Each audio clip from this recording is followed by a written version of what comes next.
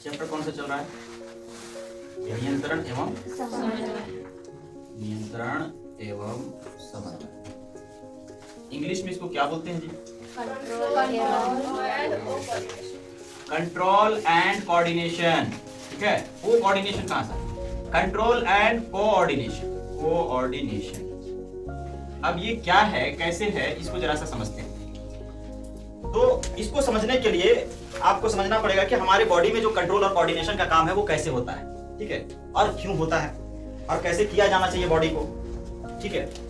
तो कहने का मतलब है कि इसके लिए हमें क्या करना पड़ेगा? पहले तो हमारा शरीर कुछ गति करेगा, है ना, या कुछ क्रिया करेगा, तब उसको कंट्रोल करना पड़ेगा।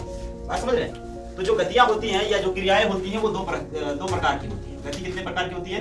दो प्रकार की। एक गति को बोलते हैं वृद्धि से संबंधित गति। क्या बोलते हैं? वृद्धि से संबंधित गति। ठीक है, वृद्धि से संबंधित गति का मतलब हो गया कि ऐसी गतियां जो जिसके कारण हम बढ़ते हैं, ठीक है ना, यानी छोटा से जैसे जैसे बड़े होते गए तो हमारा वृद्धि हुआ, विकास हुआ, इसको बोलेंगे कि ये क्या है? वृद्धि से संबंधित गति है। लेकिन एक होता है वृद्धि से मुक्त गति। क्या होता है? वृद्धि से मुक्त गति, ठीक है ना। अब वृद्धि से मुक्त गति क्या है? यानी ऐसी गति जिसका हमारे वृद्धि यानी कि बड़े होने से या जो है विकास होने से इसका कोई ताल्लुक नहीं है। समझ रहे बात? और कहने का मतलब है कि लेकिन ये गति हो रहा है, जैसे हम चलते फिरते हैं या हम कुछ बोल रहे हैं, है ना, या हम लिख रहे हैं, हम पढ़ रहे हैं, ठीक है, कहीं जा रहे हैं। तो अब ये मुक्त गति अगर हो गया है तो ये कितने तरह से हो सकता है? 3 तरह से हो सकता है, ठीक है।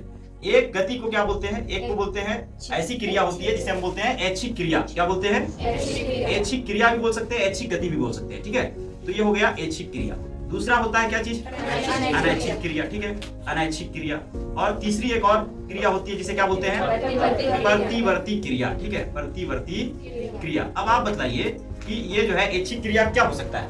यानी ये ऐसी क्रियाएं होती है, ऐसी गतियां होती है जिसे हम सोच समझ के करते हैं। क्या करते हैं? सोच समझ के करते हैं, जानबूझ के करते हैं, और इस पर हमारा फुल कंट्रोल होता है, ठीक है। जैसे हम चल रहे हैं, ये एक सीधी रेखा में चल रहे हैं, कहीं जा रहे हैं, कुछ लिख रहे हैं, कुछ पढ़ रहे हैं, ठीक है।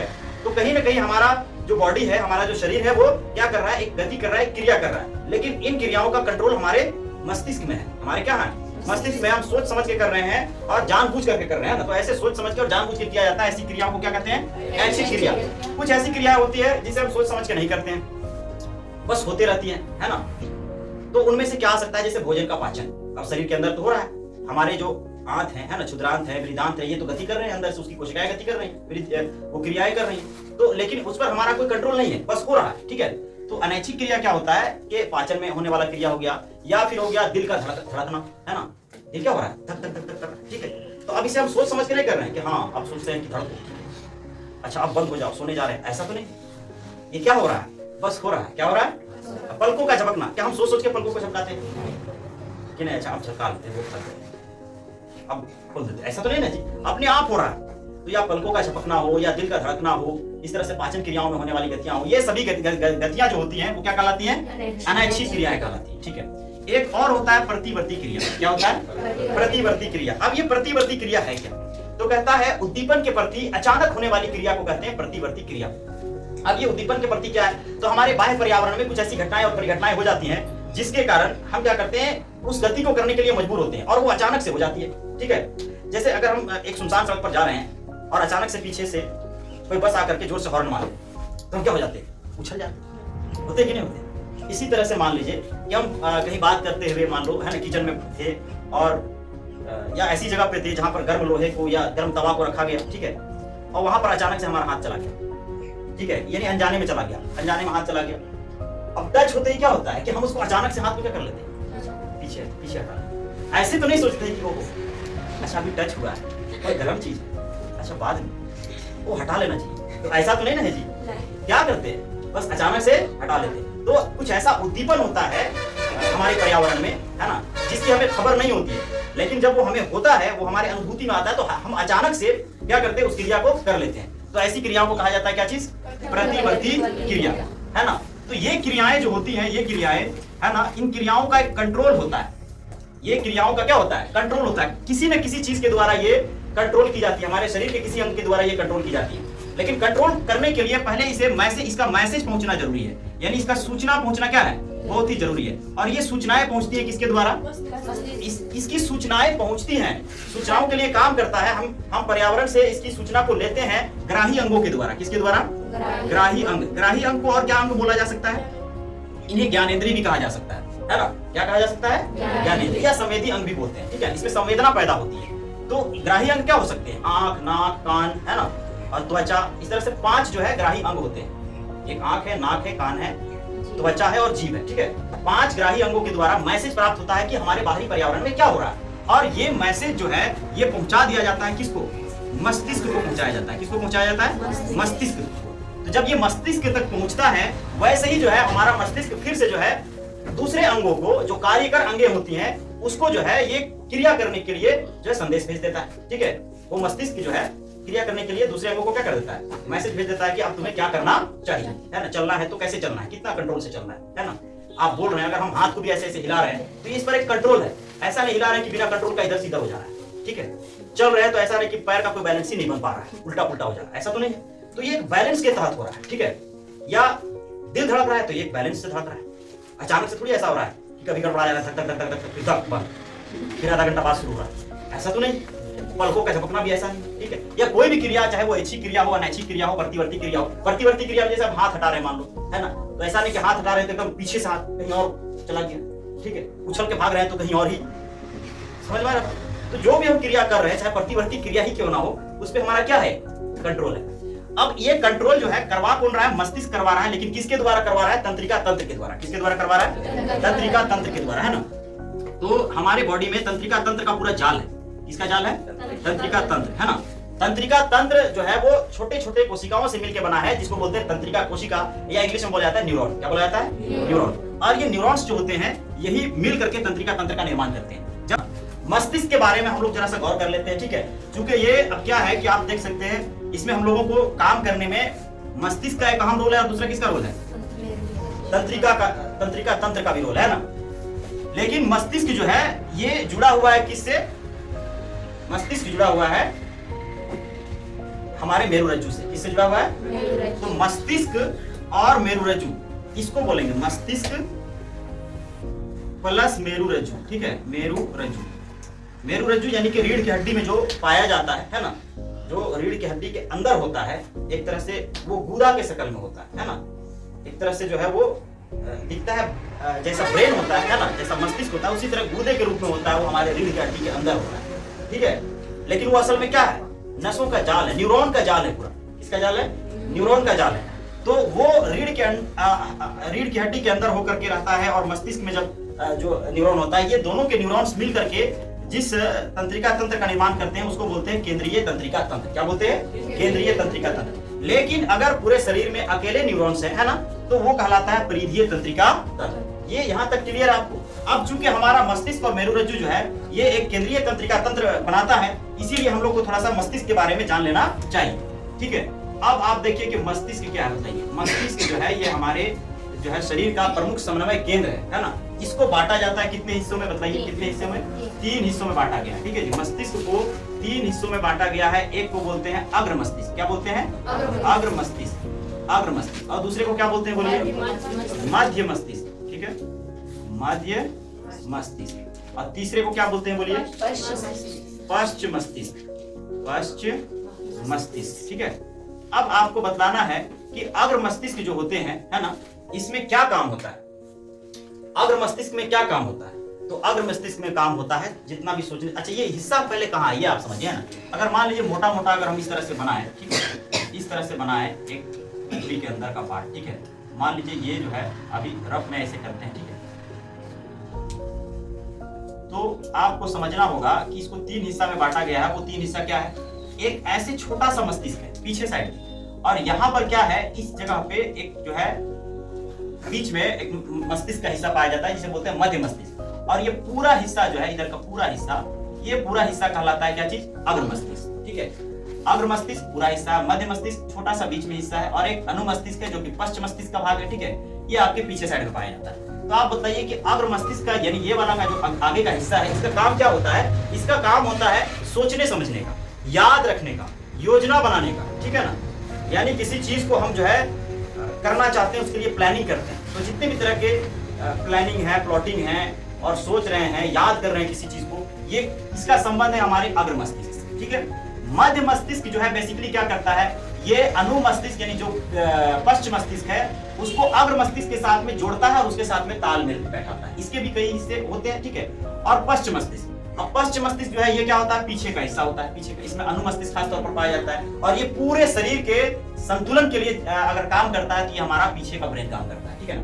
पूरा बॉडी को अगर कोई कंट्रोल कर रहा होता है और उसका समन्वय कर रहा होता है तो वो कौन सा होता है, पश्च मस्तिष्क में स्थित अनुमस्तिष्क, ठीक है। अब आपको बतलाना है कि अग्र मस्तिष्क है ये कितने भाग में बटा हुआ है, अग्र मस्तिष्क के कितने भाग हैं, अग्र मस्तिष्क जो है ये इसके कितने भाग हैं, अग्र मस्तिष्क के 3 भाग हैं। कौन कौन से भाग हैं भाई, प्रम मस्तिष्क है, प्रम मस्तिष्क है, गुड। दूसरा है थैलेमस है, गुड, थैलेमस है। और तीसरा क्या है जी, हाइपोथैलेमस है, क्या है, हाइपोथैलेमस। चूंकि ये चीज आप लोग पढ़ चुके हैं तो आपको बतलाना है प्रम मस्तिष्क का प्रमुख काम क्या है। प्रम मस्तिष्क के बारे में बता सकते हैं कोई?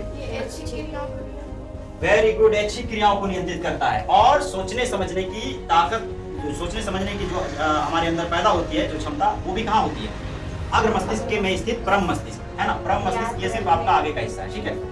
चलिए प्रम मस्तिष्क, अच्छा चलिए थैलेमस के बारे में बताइए, ये क्या करता है,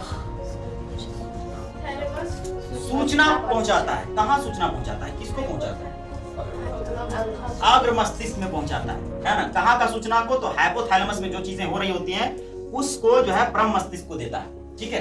हाइपोथैलेमस में होने वाली सूचनाओं को किसको देता है, प्रम मस्तिष्क, ठीक है। तो ये एक तरह से थैलेमस जो होता है ये कनेक्शन करने का काम करता है इन दोनों के बीच में। अब आपको बताना है कि हाइपोथैलेमस क्या है, हाइपोथैलेमस क्या है,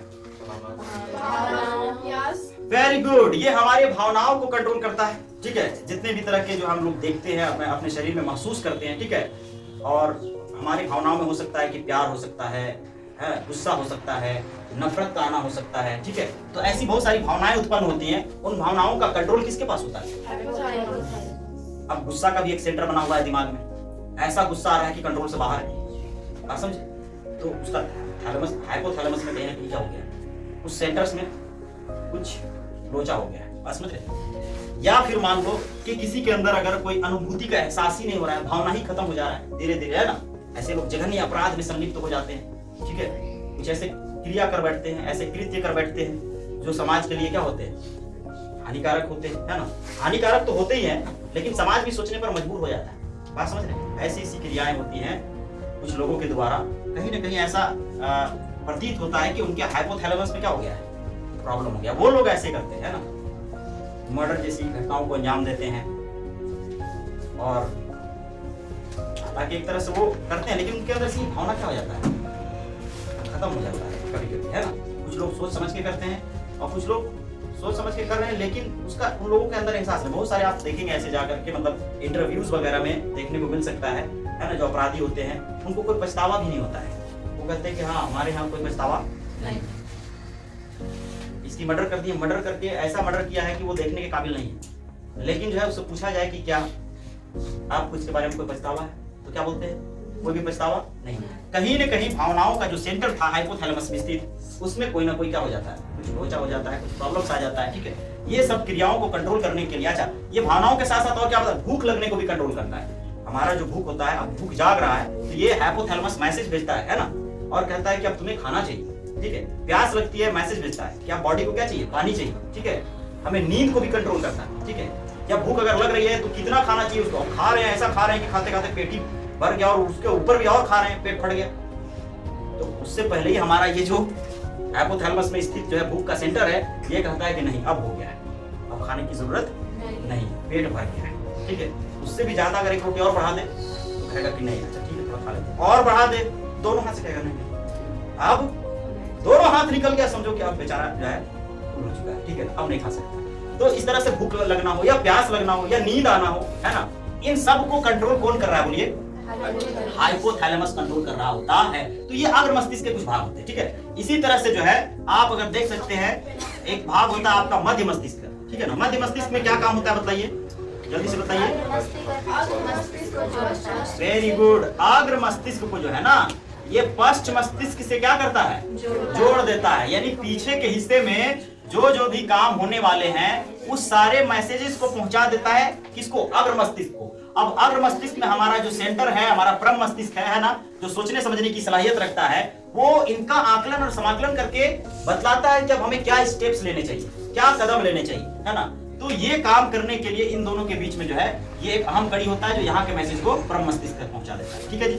अब तीसरा हम आप लोग को बता रहे थे, ये है पश्च मस्तिष्क। क्या आप बता सकते हैं पश्च मस्तिष्क जो है ये क्या होता है? पश्च मस्तिष्क, इसमें कितने भाग होते हैं पश्च मस्तिष्क के?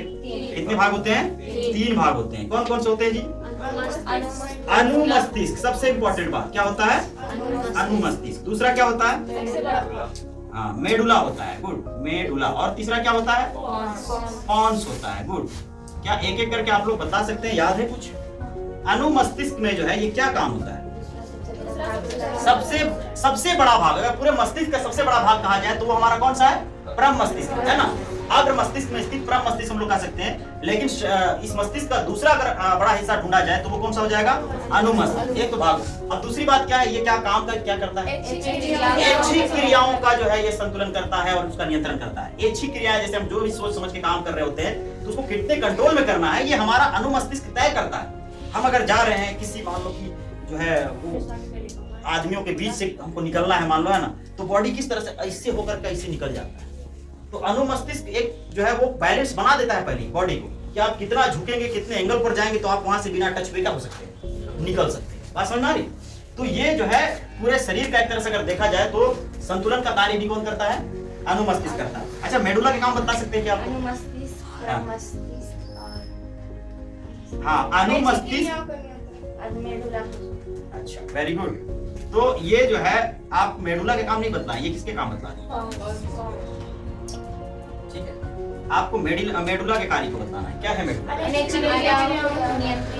अनैच्छिक क्रियाओं को नियंत्रित कर रहा होता है। Very good. जो हमारे शरीर में अनैच्छिक क्रियाएं हो रही हैं, जैसे आंतों के अंदर हम बतलाए की हो रही है ना, पंखों में झपकना में हो रही है, धड़कनों में हो रही है, तो इन क्रियाओं को नियंत्रित करने के लिए स्पेशल सेंटर है, उसका नाम क्या है?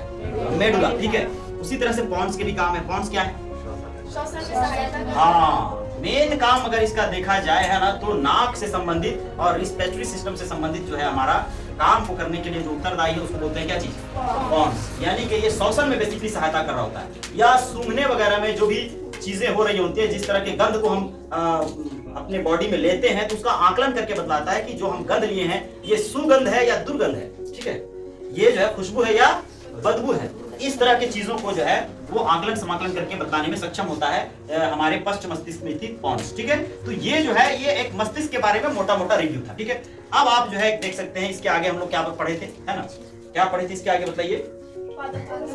हाँ, अब जब मानव के अंदर ये जो है कंट्रोल का काम हो गया, मस्तिष्क के द्वारा हुआ, मेरुरज्जु के द्वारा हुआ, ठीक है ना, तो कहता है कि अब हम लोग इसे देखेंगे आगे बढ़ करके कि क्या ऐसे नियंत्रण और समन्वय के कार्य पादपों में भी हो सकते हैं। तो जाहिर सी बात है, हाँ हो सकते हैं, पादप में भी हो सकते हैं। अब पेड़ पौधों के अंदर होता क्या है कि उनके अंदर ये मस्तिष्क नहीं होता है, मस्तिष्क नहीं होता है। तो जब मस्तिष्क नहीं होता है, मेरुरज्जु भी नहीं होता है।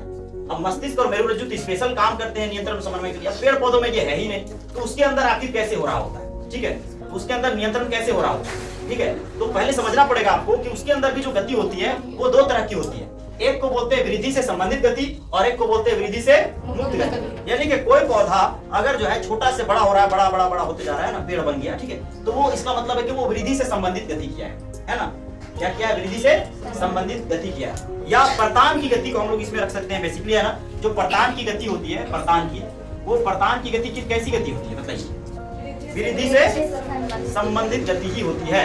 यानी कि परतान का मतलब क्या हुआ कि जैसे आप मटर के पौधे में जो पतला सा एक जो है धागे जैसा संरचना देखते हैं, ठीक है, जिससे वो लिपट जाता है, वो होता है परतान। ठीक है, या सिनवार में आप लोग देखे होंगे कि जो पीला पीला जो है धागे जैसा ऊपर में रहता है ना, वो होता है क्या चीज, परतान। तो परतान बढ़ता है तेजी से, है ना, और ऐसा लगता है कि ये गति कर रहा है सांप के जैसा, लेकिन वो गति नहीं कर रहा है, वो क्या कर रहा है, वृद्धि कर रहा है। इसीलिए ऐसे गतियों को हम लोग बोलते हैं वृद्धि से संबंधित गति। ठीक है, वृद्धि से संबंधित, ये पादपों में होता है। और पादपों के अंदर वृद्धि से मुक्त गति भी होती है, जैसे इंसानों में होती है। ठीक है, वैसे ही गति क्या चीज में होती है, बोलिए। हाँ, अब आप बतलाइए कि वृद्धि से मुक्त गति करने वाले जो है वो आप क्या देखे हैं, अभी तक में क्या देखे हैं कि वृद्धि से मुक्त गति कैसा होता है। वेरी गुड, जो छुई मुई का पौधा होता है, छुई मुई का पादप होता है, उसकी गति को हम लोग कह सकते हैं कि ये क्या है, वृद्धि से मुक्त गति है ना। यानी जैसे हम लोग उसको छूते हैं वो मुरझा जाता है, उसके पत्ते आपस में क्या हो जाते हैं, बंद हो जाते हैं। अब वो बढ़ा थोड़ी, एक गति किया, लेकिन वो गति कैसा था, वृद्धि से मुक्त गति था, है ना, छूते के साथ ही बंद हो गया। ठीक है, अब कहने का मतलब है कि वृद्धि से मुक्त गति करने के लिए कुछ कंट्रोल होना चाहिए, नियंत्रण एवं समन्वय होना चाहिए पादप के अंदर। तो इसको नियंत्रण एवं समन्वय करने के लिए क्या इसके अंदर कोई चीज पाया जाएगा, पाया जाएगा, क्या पाया जाएगा बताइए।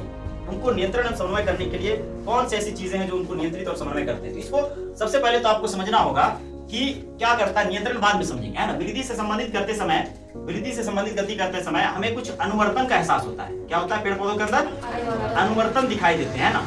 अनुवर्तन का मतलब होता है कि ये बाहरी पर्यावरण से जो है प्रभावित होकर के कुछ जो है उस ओर वृद्धि करने लगते हैं या गति करने लगते हैं, उन्हीं को बोला जाता है क्या चीज, अनुवर्तन। ये अनुवर्तन कितने प्रकार के हो सकते हैं, 5 प्रकार के। कितने प्रकार के हो सकते हैं, 5 प्रकार के अनुवर्तन होते हैं। एक को बोलते हैं, देखिए समय हो चुका है, जल्दी से हम कवर करते हैं। अनुवर्तन क्या होता है बताइए। एक अनुवर्तन को बोलते हैं गुरुत्वानुवर्तन। क्या बोलते हैं, गुरुत्वानुवर्तन। Very good. गुरुत्वानुवर्तन क्या होता है कि गुरुत्व बल के कारण उससे प्रभावित होकर के पेड़ पौधों की जड़ें नीचे वृद्धि करने लगती है ना, जबकि उसके जो तने वाले हिस्से वो ऊपर जाते हैं। तो नीचे गति करना इसके लिए हो गया धनात्मक अनुवर्तन, और ऊपर जाना क्या हो गया, ऋणात्मक अनुवर्तन। यानी अनुवर्तन भी 2 तरह से होते हैं, धनात्मक और ऋणात्मक। लेकिन जिस चीज के कारण हो रहा है वो उसको कहेंगे क्या चीज, धनात्मक अनुवर्तन। तो गुरुत्वानुवर्तन के कारण पेड़ पौधों की जड़ें जो होती है नीचे जाती हैं। अच्छा, जड़ों का एक और गति होता है, किसके कारण होता है, जलानुवर्तन के कारण होता है। किसके कारण होता है, जलानुवर्तन, है ना।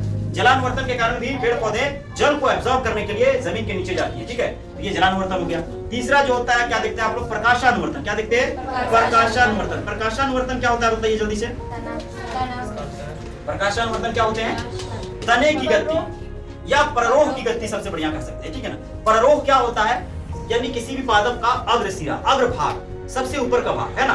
तो उसमें जो होता है वो क्या करता है, जब प्रकाश उस पर पड़ती है तो प्रकाश से प्रभावित हो जाता है ना, और प्रकाश की ओर ही गति करने लगता है। जिधर से लाइट ज्यादा आएगा पौधा उधर की ओर जाएगा। समझ रहे हैं। अंधेरे कमरे में इसका एग्जांपल है कि अंधेरे कमरे में आप जो पौधा रख दें और एक साइड से रोशनी डालें, तो आप देखेंगे कि वो पौधा सीधे बढ़ने के बजाय रोशनी की तरफ क्या हो जाएगा, मुड़ जाएगा। तो इससे पता चलता है कि प्रकाशानुवर्तन की गति भी पाई जाती है किसमें, पादपों के अंदर। ठीक है। तीसरा एक और अनुवर्तन होता है, इसको बोलते हैं क्या चीज, रासायनानुवर्तन। क्या बोलते हैं, रासायनानुवर्तन। ठीक है। अब रासायनानुवर्तन जो होता है ये आप जानते हैं, रासायनिक कुछ ऐसे रासायनिक पदार्थ होते हैं जो पादपों के अंदर उत्पन्न होते हैं, और उस रासायनिक पदार्थ के कारण पेड़ पौधों के कुछ भाग जो होते हैं वो स्पेशल यानी एक स्पेशल स्थान की ओर जाने लगते हैं। इसका एग्जांपल आप समझे होंगे कि क्या होता है, जो पराग नलिका होता है वो किस ओर गति करने लगता है, बीजांड की ओर गति करता है। किधर, पराग नलिका का बीजांड की ओर गति करना कौन सा अनुवर्तन है, रासायन अनुवर्तन। और एक और अनुवर्तन होता है, उसको क्या बोलते हैं जी, स्पर्शानुवर्तन। क्या होता है, स्पर्शानुवर्तन। यानी कि कुल मिलाकर के ये बात है कि जब पेड़ पौधों को स्पर्श का अनुभूति होता है या स्पर्श की सूचना मिलती है किसी चीज से, जब वो टच हो जाता है तो फिर वो उधर ही बढ़ने लगता है या फिर उसके विपरीत दिशा में बढ़ने लगता है। ठीक है। अगर उधर ही बढ़ रहा है तो हो गया क्या चीज, धनात्मक, और अगर उसके विपरीत दिशा में गति किया तो क्या हो जाएगा, ऋणात्मक। जैसे मान लीजिए कि अगर कोई पौधा बढ़ते बढ़ते किसी दीवार से टच हो गया तो अब उसको क्या दीवार फाड़ के निकल जाना चाहिए, नहीं, वो दीवार से हट जाएगा, साइड हो जाएगा, है ना। तो अब ऐसे हो गया तो वो ऋणात्मक कर रहा है, ऋणात्मक प्रकाशानुवर्तन, स्पर्शानुवर्तन कर रहा है। क्या कर रहा है, ऋणात्मक स्पर्शानुवर्तन करता है, अगर उस तरह से होती है तब, है ना। लेकिन अगर दरारों में चला जाए तो उसकी जड़ें जो होती है क्या करती है, स्पर्श होने के साथ ही दीवारों को फाड़ देती है। ठीक है ना। तो वो जड़ें धनात्मक स्पर्शानुवर्तन करती है, जड़ें क्या करती है, धनात्मक। ठीक है। तो इस तरह से जो अनुवर्तन होते हैं वो कितने प्रकार के होते हैं, 5 प्रकार के होते हैं। तो ये अनुवर्तन जब होते हैं तो इनको कंट्रोल करने के लिए पादपों के अंदर कुछ हार्मोन निकलते हैं। क्या निकलते हैं, कुछ हार्मोन। ठीक है। अब ये हार्मोन जो होते हैं वो इनको कंट्रोल करते हैं। क्या आप बता सकते हैं कुछ हार्मोन के नाम, जैसे कि पादप हार्मोन में सबसे पहला हार्मोन जो होता है वो होता है ऑक्सिन। क्या होता है, ऑक्सिन। आप बता सकते हैं ऑक्सिन के क्या काम है, वेरी गुड, पररोह की वृद्धि करना। क्या करना, पररोह की वृद्धि। यानी पेड़ पौधों में जो है सबसे ऊपरी सिरा जो होता है ना, ऊपरी सिरा, जिसको आप लोगों को हम देसी भाषा में समझाए थे कि उसका क्या नाम है। ठीक है। तो जो ऊपरी सिरा है, तो ऊपरी सिरा क्या करने लगता है, गति करने लगता है। ठीक है, बढ़ने लगता है, खिंचाव आ जाता है उसके अंदर, और धीरे धीरे पेड़ पौधा गति करते हुए ऊपर की ओर बढ़ता है। ठीक है। तो ये काम करवाने के लिए उत्तरदायी है, एक स्पेशल हार्मोन है, उसका नाम क्या है, ऑक्सिन। दूसरा एक हार्मोन पाया जाता है, उसको बोलते हैं क्या चीज, जिबरेलिन। क्या होता है, जिबरेलिन। ठीक है। अब ये कौन सा गति करता है भाई? हाँ, ये पत्तों और तनों की क्या करता है? वृद्धि करता है, यानी पेड़ पौधों का एक तरीके से विकास करता है, ठीक है। उसमें कितने पत्ते वगैरह होंगे उसकी संख्याओं को भी ये जो है कंट्रोल कर रहा होता है, ठीक है। तो जिब्रेलिन जो है तना को एक करता है कि तना कितने निकलेंगे, तना समझ डाली उसमें ब्रांचेस कैसे आएंगे, ठीक है, और पत्ते कैसे आएंगे, ये सभी चीजों को कंट्रोल जो है जिब्रेलिन के पास होता है। एक और हार्मोन पढ़ाए थे जी, क्या नाम है उसका बताइए आप? साइटोकाइनिन। Very good. साइटोकाइनिन के क्या काम होते हैं? हाँ, सबसे बड़ी बात यह है कि साइटोकाइनिन जब पेड़ पौधों के अंदर निकलता है तो क्या करता है, उसके अंदर रोग प्रतिरोधक क्षमता बढ़ जाती है ना। यानी पेड़, जिस तरह से इंसान बीमार होते हैं, जानवर बीमार होते हैं, उस तरह से पादप भी क्या हो सकता है, बीमार हो सकता है। उनमें भी कई तरह की बीमारियां पाई जाती हैं और वो बीमारियां किसी किसी पौधों को जल्दी लग जाती है, वो ठीक नहीं हो पाती है, पौधे मुरझाने लगते हैं, मर जाते हैं। तो उन बीमारियों से लड़ने की क्षमता को बनाता है, उसका नाम कौन सा है, क्या नाम है? साइटोकाइनिन, ठीक है, साइटोकाइनिन। अच्छा, एक और हार्मोन है, क्या नाम है उसका? एब्सिसिक अम्ल। क्या नाम है? एब्सिसिक अम्ल बोलते हैं, एब्सिसिक अम्ल। ये क्या काम करता है, आप बता सकते हैं? Very good. एब्सिसिक अम्ल का काम है कि पेड़ पौधों के अंदर वाष्पोत्सर्जन होती है ना। वाष्पोत्सर्जन के कारण कभी कभी पेड़ पौधे क्या करते हैं, अधिक जल का स्राव करने लगते हैं, वाष्प बन के उसमें जो पेड़ पौधों के अंदर का जो जल होता है वो बाहर निकलने लगता है ना। तो एब्सिसिक अम्ल उसको क्या करता है, कंट्रोल करता है। कंट्रोल करता है, यहाँ तक कंट्रोल करता है कि अगर किसी पत्ते के अंदर ज्यादा वाष्प की मात्रा निकलने लगे, है ना, जल की हानि होने लगे पेड़ पौधों के अंदर, तो वो पत्तों को झाड़ देता है, पत्तों को गिरा देता है ना। उसके अंदर कुछ ऐसे रसायन जमा हो जाते हैं जिसके कारण पेड़ पौधों के अंदर जो पत्तियां होती है वो मुरझाने लगती है, पत्तियां झड़ जाती है, गिर जाती है, ठीक है। तो वो काम जो है वो करता है कौन चीज, एब्सिसिक अम्ल। एक और अंतिम है जो है, आप लास्ट देखिए, छुट्टी कर रहे इसके बाद, है ना। हाँ, क्या है? एथाइलिन। क्या है? एथाइलिन। बताइए, एथाइल, इसको एथिलीन बोलते हैं एक्चुअली, क्या बोलते हैं? एथिलीन, ठीक है। एथिलीन बताइए, एथिलीन क्या है, ये क्या काम करता है? तो आप बताए थे, ये मेन काम होता है इसका कि जो फल होते हैं ना उनको पकाने का काम करता है। क्या काम करता है? पकाने का काम करता है। और बेसिकली जब फलों के अंदर रस जब आने लगते हैं तब ये उत्पन्न होता है एथिलीन और उसको पका देता है, ठीक है। ये पकाने के साथ उसका जो है रंग भी बदल जाता है, वो पीला पड़ने लगता है या लाल हो जाता है, उसका कलर चेंज हो जाता है, ठीक है। तो ये काम करता है कौन सा? एथिलीन। आपको जो है हम कोशिश किए हैं कि इसको क्या बिल्कुल जो है 10-15 मिनट के अंदर, है ना, एक ऐसा समराइज किया है कि आपको इसको क्या कर लेना है, याद कर लेना है, एक बार देख लेना है, ठीक है। और आपको एक झलक में सब चीज समझ में आ जाएगा, ठीक है, ठीक है।